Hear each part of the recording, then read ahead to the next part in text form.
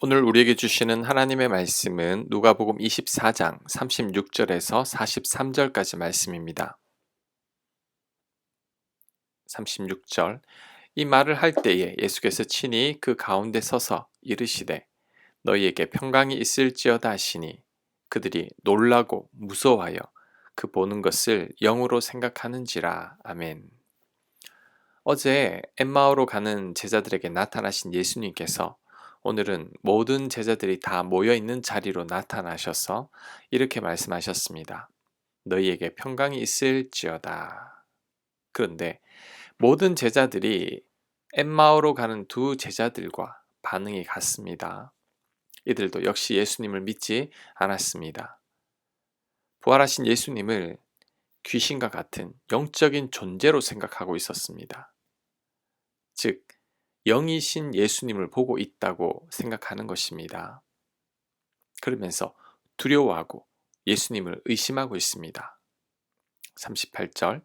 예수께서 이르시되 어찌하여 두려워하며 어찌하여 마음에 의심이 일어나느냐. 내 손과 발을 보고 나인 줄 알라. 또 나를 만져보라. 영은 살과 뼈가 없으되 너희 보는 바와 같이 나는 있느니라. 이 말씀을 하시고 손과 발을 보이시나. 아멘.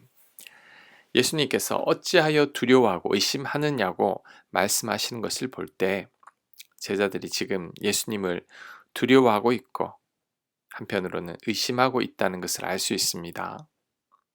그래서 예수님께서 손과 발을 다 보이셨습니다. 영적인 존재는 손과 발을 만질 수 없지만 부활하신 예수님이라면 손과 발을 만질 수 있기 때문이죠. 자, 이 정도로 했으면 예수님을 믿을까요? 그래도 안 믿습니다. 41절. 그들이 너무 기쁨으로 아직도 믿지 못하고 놀랍게 여길 때에 이르시되 여기 무슨 먹을 것이 있느냐 하시니 이에 구운 생선 한 토막을 드리니 받으사 그 앞에서 잡수시더라. 제자들이 너무 기뻐했지만 아직도 믿지 못하고 놀랍게 여겼다고 말합니다. 아무리 말해도 믿지 않으니까 예수님께서 취하신 방법이 먹을 것이 있냐고 물으신 후에 생선을 드셨습니다. 이렇게 예수님께서 생선을 드신 이유가 시장에서가 아닐 겁니다. 제자들에게 직접 드시는 것을 보여주심으로 자신이 영이 아닌 부활하신 예수님이심을 알려주는 거죠. 영적인 존재는 육체가 없으니 먹지를 않습니다.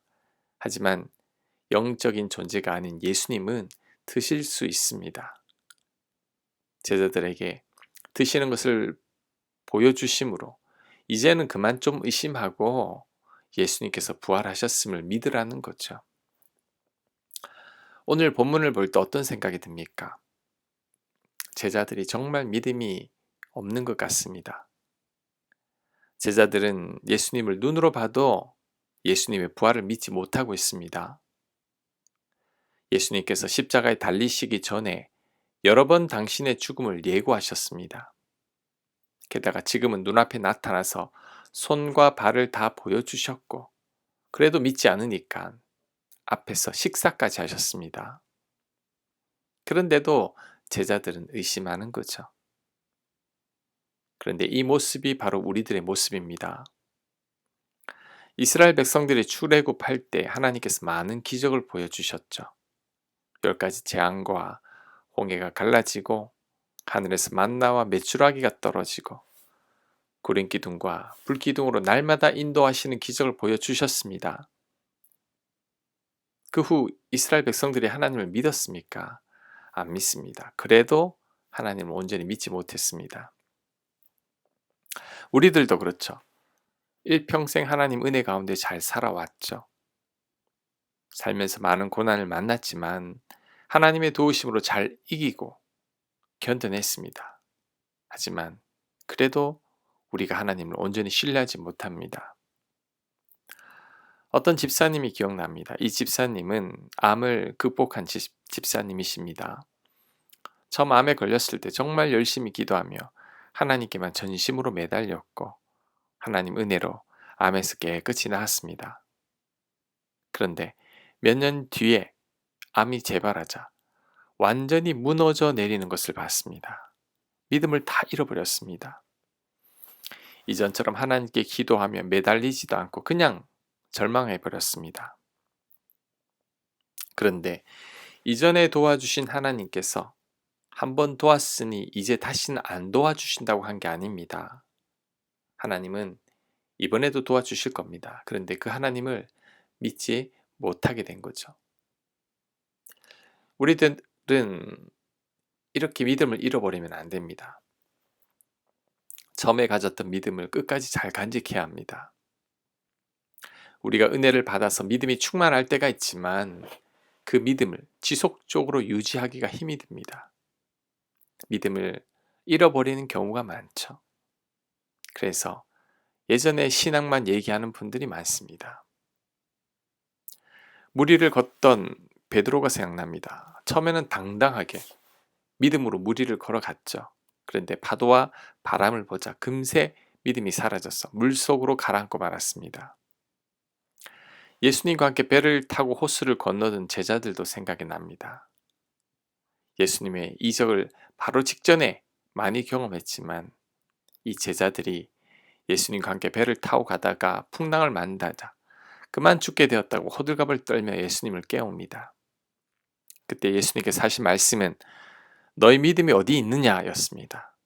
믿음을 다 잃어버린 거죠. 이 모습이 우리들의 모습입니다. 예배 때 말씀 듣고 은혜 받을 때는 하나님만을 온전히 신뢰하며 살 것 같습니다. 이제 세상 가운데서 믿음을 지키겠다고 다짐을 하죠. 눈물과 감격으로 기뻐합니다. 그런데 이 감격과 기쁨이 얼마 못 갑니다. 아주 작은 고난에도 지쳐서 넘어져 버리는 게 바로 우리들이죠. 저 또한 그럴 때가 있습니다. 목사니까 언제나 요동치지 않을 것 같지만 그렇지 않습니다. 앞이 캄캄할 때 제 믿음도 요동칠 때가 있습니다. 염려하지 말고 두려워하지 말라고 설교하던 제가 염려와 두려움에 빠질 때가 있습니다.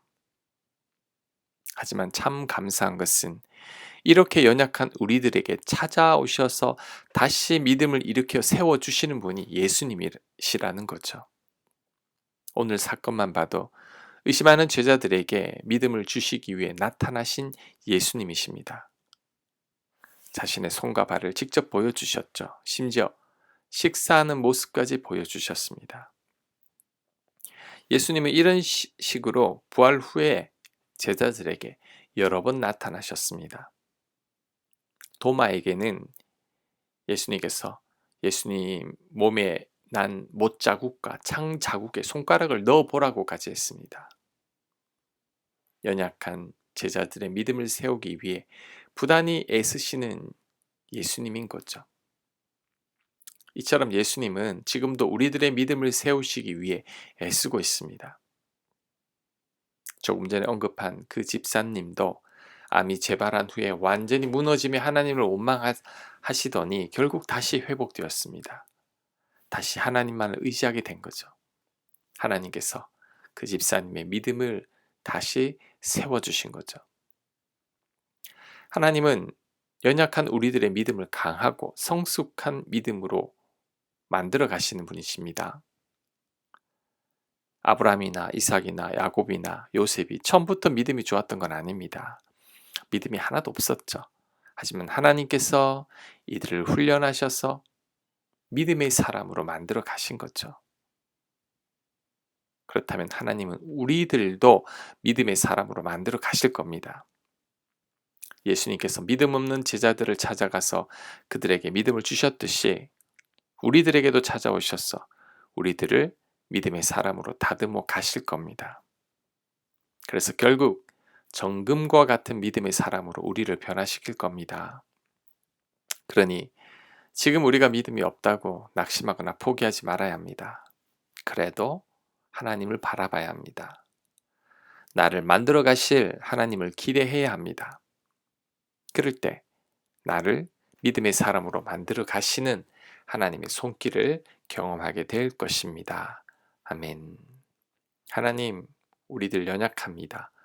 예수님의 제자들처럼 의심하고 두려워하고 믿지 못하는 저희들입니다. 하지만 하나님께서 우리들의 믿음을 성장시키셔서 우리를 결국 믿음의 사람으로 만들어 가실 줄로 믿습니다. 정금과 같은 믿음의 사람으로 우리를 변모시켜 주시옵소서.